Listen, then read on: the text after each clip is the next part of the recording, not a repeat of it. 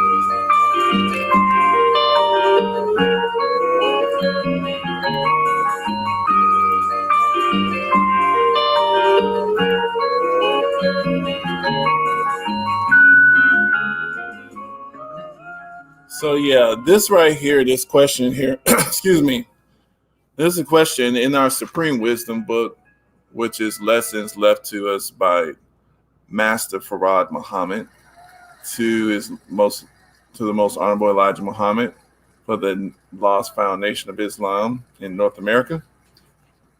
And in the problems in that book, we show a number. Tells us that on 27 in the fourth problem book, let me see which one exactly. Fourth problem book says let me see. Yeah, I think it's the Roman numeral V1. I think that's fifth or fourth. Sorry. The universe diameter equals 76 quintillion miles. What is the area in square miles and in square yards? Give your answers in figures only. Now, I did that one, but that's not what I'm going to put on here because I had a pushback. Well, the white man has telescopes and things like that, and he tells you about what's going on in the universe, the various stars and how far they are, the various galaxies and all these other things.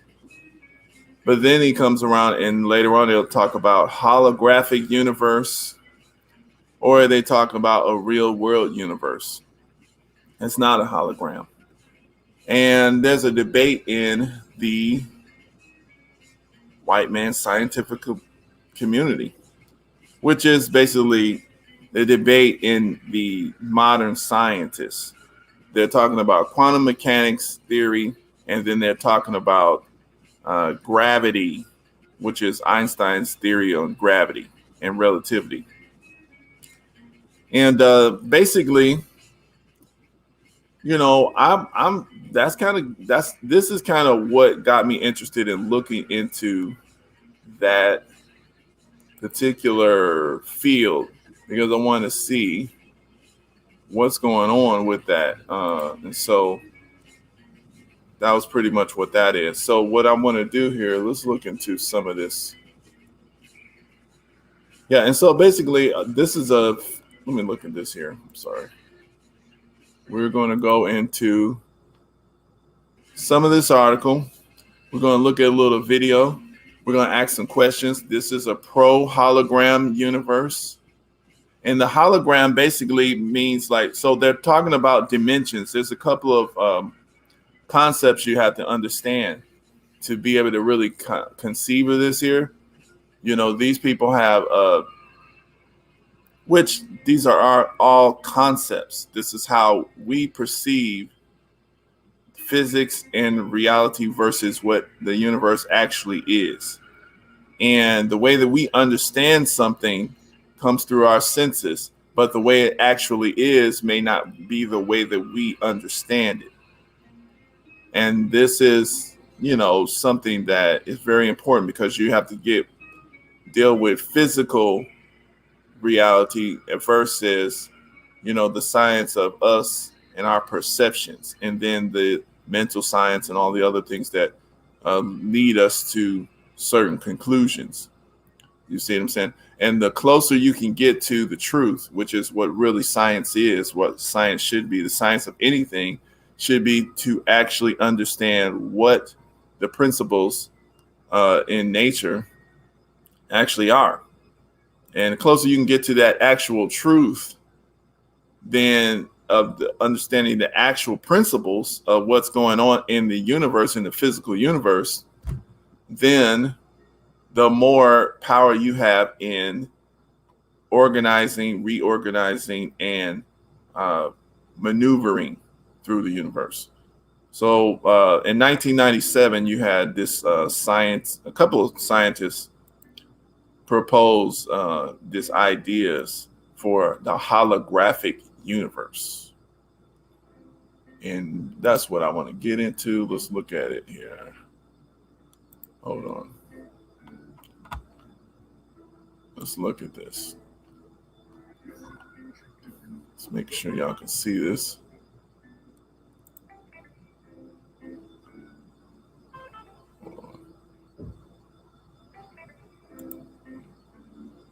I'm going to do this. There you go. So now I know y'all can see it. All right, so in nature, this is a article publication. Let me get rid of this thing. So simulations, this is back in December 10th, 2013. Simulations back up theory. A theory, theory is supposed to be an educated guess that the universe is a hologram. Now, they use a 10-dimensional theory of gravity, makes the same predictions as standard quantum physics in fewer dimensions. Now, in the standard definition of physics and quantum mechanics, basically, quantum physics, you have 3 dimensions plus time. So you have the x-axis, which is telling you something about depth, range, horizon. You have vertical axis, which is like the y-axis on a coordinate plane. Then you have an axis called the z, which gives you the depth perception. So the existence of something in a depth perspective. And then you have that item existing at different points in time. So that is the time dimension. And I mean, if you want to go by perceptions, though, if the way I'm thinking of it, basically all of that is basically the same, because it depends on what your perspective is. Well, if something is long or tall or wide or depth, you see, that's the perspective of humans. That's how we see and understand the universe. But, there we go. And then time. Time is the measurement of motion of all the atoms. If all the atoms and all the matter or material that causes what we perceive as reality stops moving, if it stays on absolute still, freezes, then the perception of time won't exist. Everything would have stood still. There is no time if there's no motion. That is one of the laws of the universe. I think the first law of the universe that the Honorable Elijah Muhammad told us was motion. And the second law is order. So the thing is here, let's look at what these people write.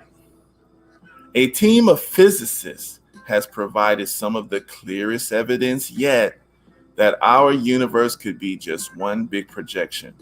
And this is one thing about white scientists, I don't really like the way that they approach issues.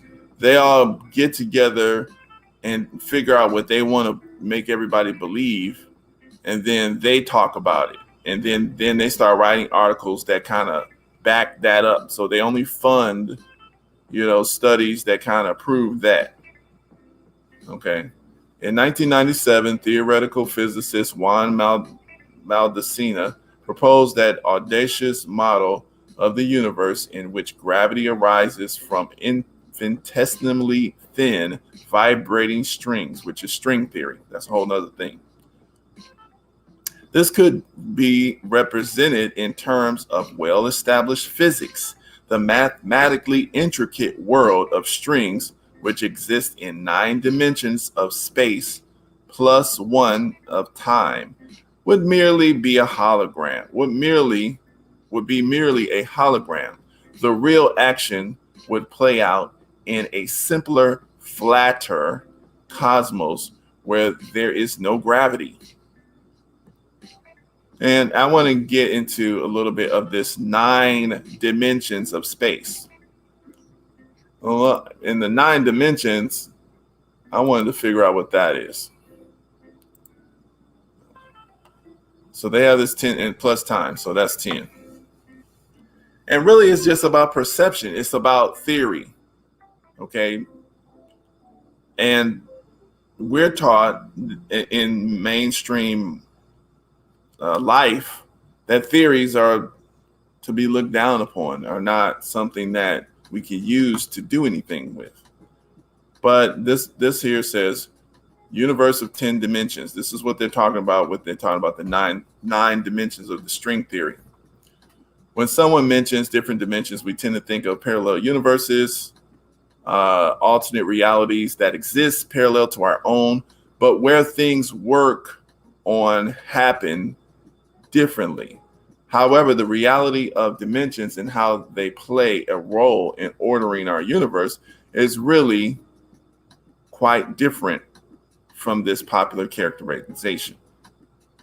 To break it down, dimensions are simply the different facets of what we perceive to be reality. See, our perception, that's dimension. So it's up to what we think, okay? We are immediately aware of 3 dimensions that surround us on a daily basis.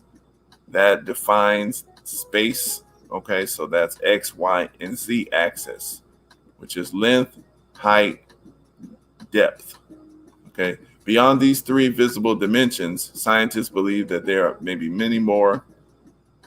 In fact, the theoretical framework of superstring theory posits that the universe has 10 different dimensions.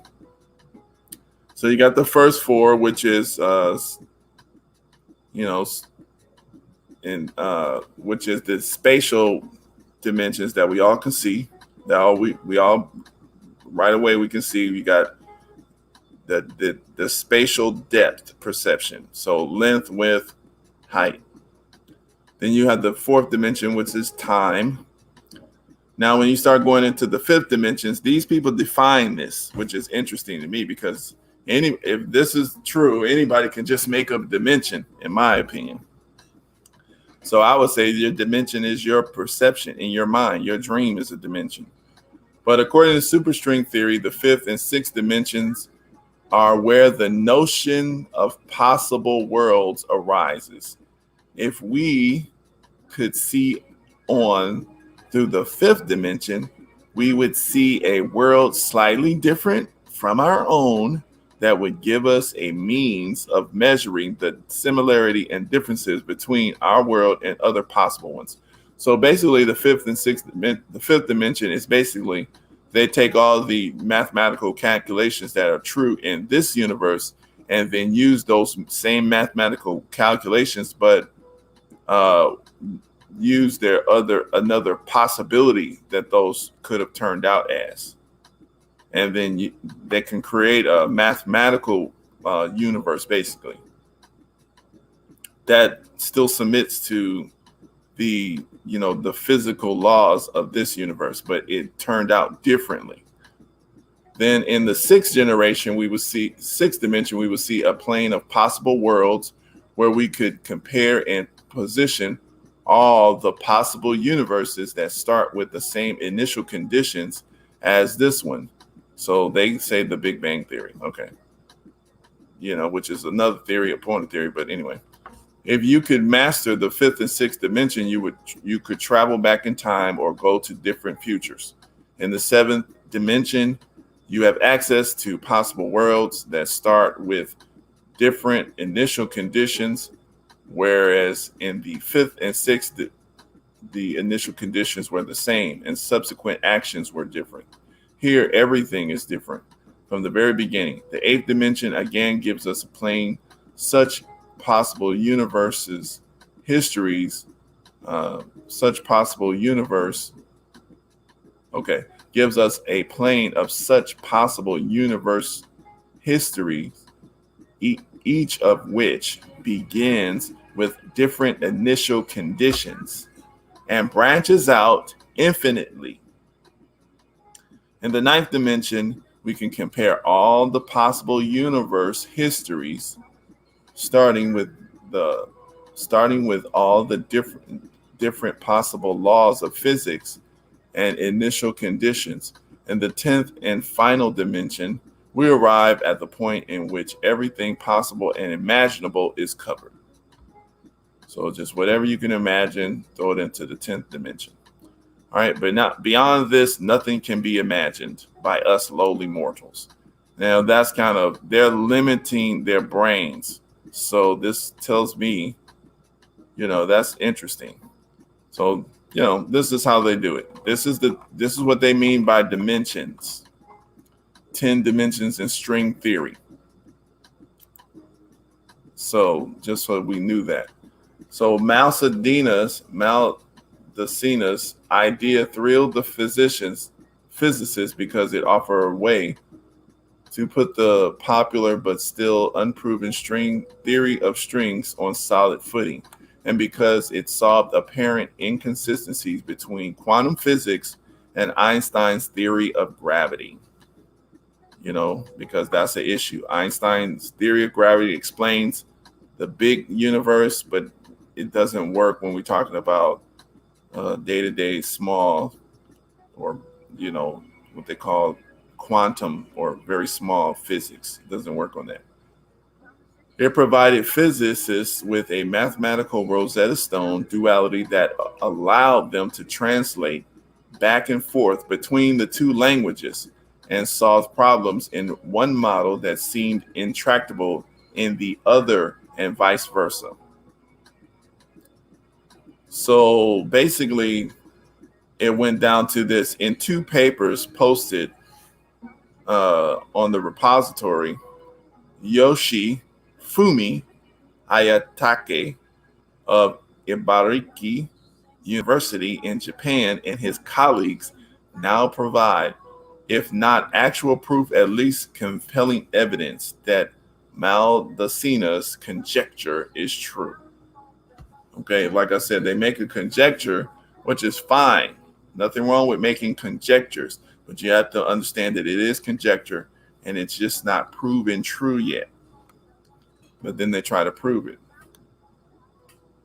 In one paper, Aikutake computes the internal energy of a black hole, the position of its event horizon, its entropy, and other properties. Well, entropy means basically its distortion and unuseful energy as it starts to break down.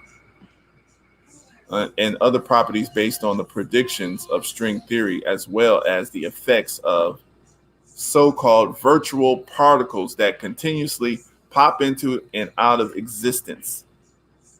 And that's interesting too, which is matter and antimatter, because there's a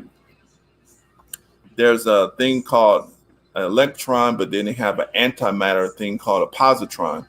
And once those two actually meet, then they both cease to actually exist. And as long as they're separate, then they can actually be the foundation of actual stuff in the universe. but then you have to have an antimatter universe. So that's a whole nother issue there. So that's just one. Let's look at a different perception of this. I wanted to look at who are the naysayers. Here it is. So the controversial experiment sees no evidence that the universe is a hologram. No evidence that the universe is a hologram. And this is something that they put on. They try to come up with an experiment. See, while some of these people are just creating conjectures and theoretical physicists, that's what they do. They love to just sit there and talk about stuff and make just, to them, that's science. They're just really doing science fiction. But they use a lot of mathematics to try to legitimize what they're talking about, the possibilities. But this guy wanted to create actual experiments to try to see and to verify if something was real. And they're talking about, so basically with this one here, this is the news on physics, basically. Controversial experiment sees no evidence that the universe is a hologram, but originators of holographic principle had argued that the test was invalid.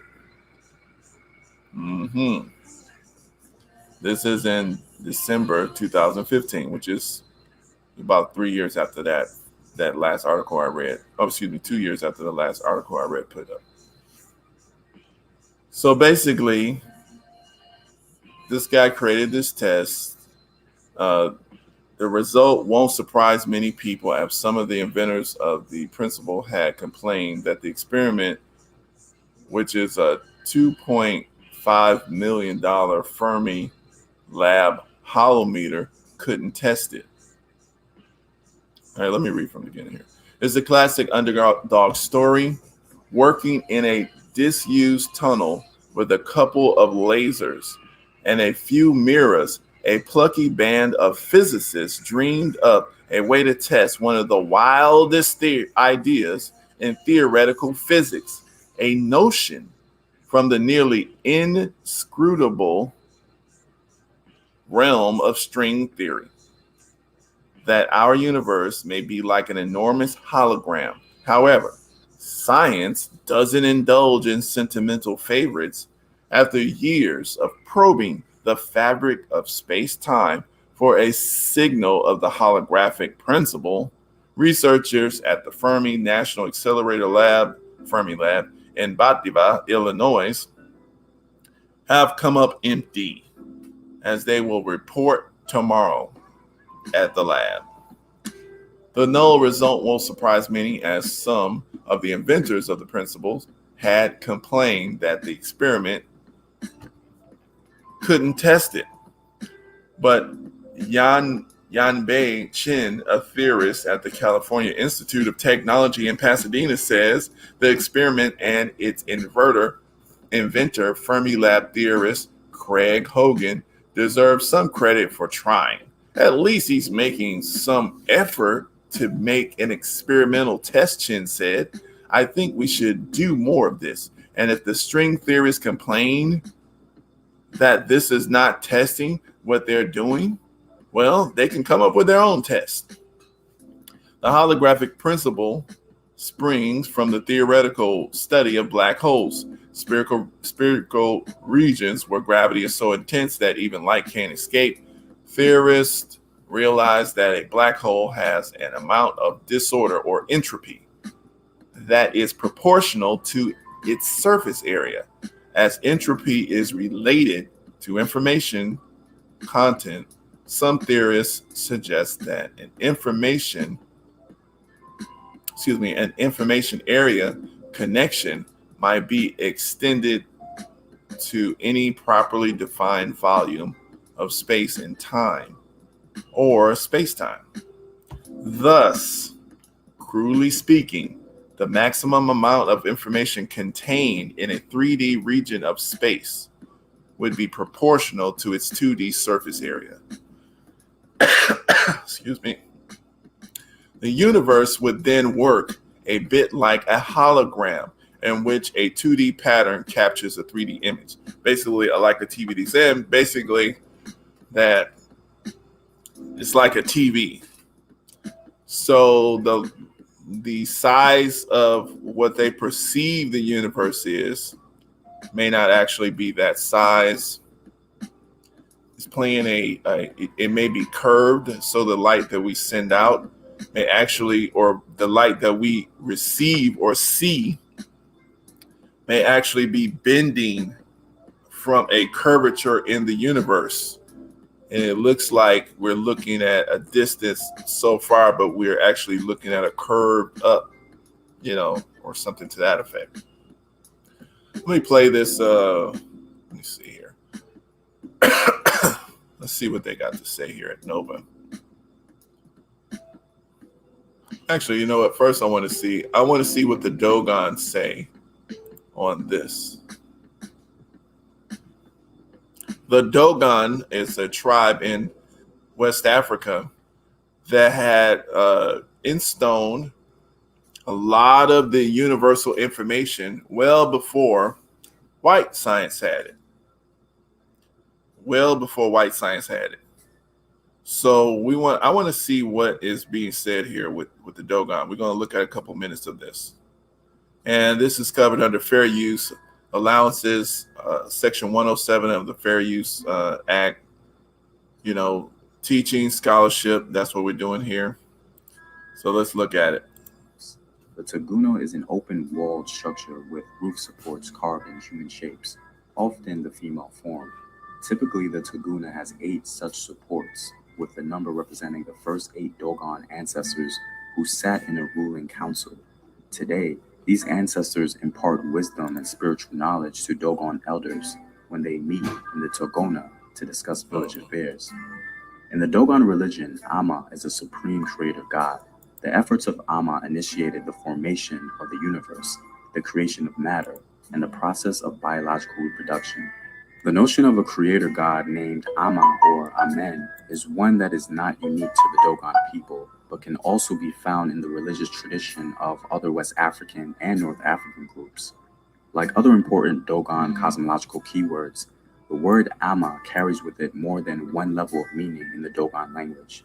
From one perspective, it can refer to the hidden god of the Dogon, and yet, from another perspective, it can mean to grasp, to hold firm, or to establish. Among the Dogon, Amma is thought of as the god who holds the world firmly between his or her 2 hands, and to speak the name Amma is to entreat him or her to continue to hold it. Although commonly referred to as male, Amma is considered to symbolize both male and female principles, and as a result, is more properly characterized as genderless or as being of dual gender. This dual aspect of Amma's character is consistent with the broader cosmological principles of duality and the pairing of opposites that are expressed symbolically in all facets of Dogon religion and culture. It's also consistent with the male and female aspects of biological reproduction that Amma symbolizes. The Dogon religion is characterized as an esoteric tradition, one that involves both public and private aspects. Although Amma could be said to embody great creative potential, he or she is in fact considered by the knowledgeable Dogon priests to be small, so small as to be effectively hidden from view. Although this detail of Amma's existence, the Dogon referred to this body as Amma's egg. Now, it's actually okay. So this is the part about the universe of perception. Sign. First important creation of the Dogon god Amma was an unformed universe, a body that is said to have held all the potential seeds or signs of future existence. The Dogon referred to this body as Amma's egg. Now, it's actually been noted by respected researchers of Dogon myth, such as historian Nicholas Grimmel in his book, A History of Ancient Egypt, that there are likely symbolic parallels between key Dogon mythological characters and those of ancient Egypt. For instance, it can be argued that Amma is a likely counterpart to the Egyptian hidden god, Amen, much as attributes of the jackal of the Dogon myths present clear parallels to the jackal beliefs of the Dogon were first documented in studies conducted during the similar role of judging between truth and error.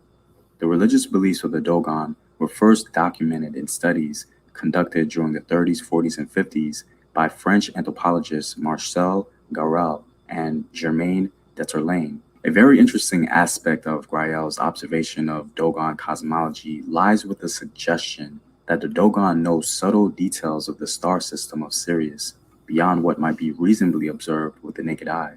These details include an understanding that Sirius is a binary star system composed of a large, bright sun. So, the Dogon has been known now. At first, it was a hidden secret, but now a lot of people know that the Dogon kept wisdom. So it shows you that ancient peoples, had a wisdom of a lot of these concepts well before the modern scientists, the white folks, had it.